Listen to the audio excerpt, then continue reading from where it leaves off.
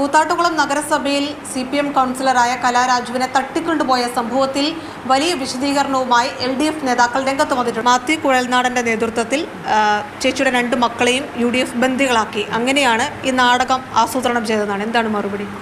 മക്കളെ അങ്ങനെ ബന്ദികളാക്കാൻ അവിടെ പൂച്ചക്കുഞ്ഞുങ്ങളാണോ അവരെ പെട്ടിയിൽ അടച്ചു കൊണ്ടുപോകാനായിട്ട്? മക്കൾ രണ്ടുപേരും ഈ രാവിലത്തെ അക്രമം നടക്കുന്ന സമയത്ത് ഇവർ ന്യൂസിൽ ആരോ വിളിച്ചു പറഞ്ഞാണ് ഇവർ അറിയുന്നത് എന്നെ തട്ടിക്കൊണ്ടുപോയ കാര്യങ്ങളൊക്കെ. അവർ സ്വതന്ത്രമായിട്ടാണ് പോലീസ് സ്റ്റേഷനിലെത്തി അവരുടെ അമ്മ മിസ്സിംഗ് ആണെന്ന് പരാതി കൊടുത്തത്.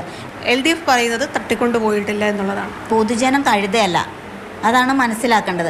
ഇത്രയും ജനങ്ങളുടെ ഇടയ്ക്ക് വെച്ച് എൻ്റെ മുടിക്കുത്തിന് പൊക്കി പിടിച്ച് വലിച്ച് കഴുത്തെ കുത്തിപ്പിടിച്ച് അവളെ പിടിച്ച് വണ്ടിയിലേക്ക് എറിയടാ എന്ന് പറയുന്നത് വൈസ് ചെയർമാൻ ശ്രീ സണ്ണി കുര്യാക്കോസാണ്. അവരെന്നെ ആനയിച്ച് ചെയർപേഴ്സൻ്റെ സീറ്റിൽ കൊണ്ടിരുത്തി കൊണ്ടുപോയതല്ല. എൻ്റെ ജീവിതത്തിൻ്റെ നല്ല കാലം മുഴുവൻ പാർട്ടിയോടൊപ്പം ചെലവഴിച്ച എനിക്ക് കിട്ടിയ സമ്മാനമാണ് ഞാൻ ഇതിനെ കണക്കാക്കുന്നു. താങ്കളോടും മക്കളോടും സംസാരിക്കാൻ പാർട്ടി തയ്യാറാണ്.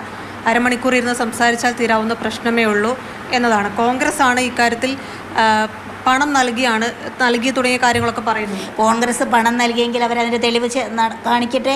കോൺഗ്രസിൻ്റെ കയ്യിൽ നിന്നോ ഒരു പാർട്ടിയുടെ കയ്യിൽ നിന്നോ ഇതുവരെ ഞാൻ അധ്വാനിച്ചാണ് ജീവിച്ചത്.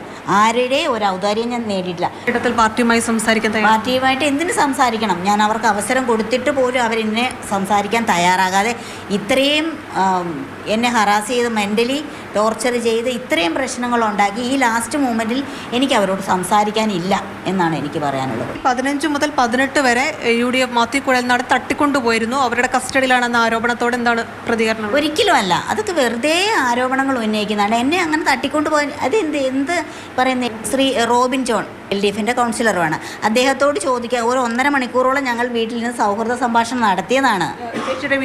എൻ്റെ വീട്ടിൽ വന്നിരുന്നു. വായ്പ തിരിച്ചടവുമായി ബന്ധപ്പെട്ടും ചില കാര്യങ്ങൾ പറയുന്നത്. അങ്ങനെ ഇളവുകൾ ലഭിച്ചിരുന്നോ?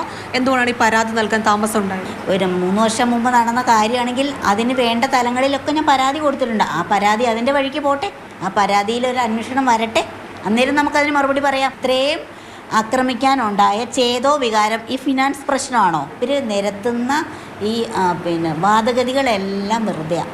CPMൻ്റെ വാദഗതികൾ പൂർണ്ണമായും തള്ളുകയാണ് കൗൺസിലറായ കലാരാജു. ക്യാമറമാൻ വേണുവിനൊപ്പം റിയ, മാതൃഭൂമി ന്യൂസ്.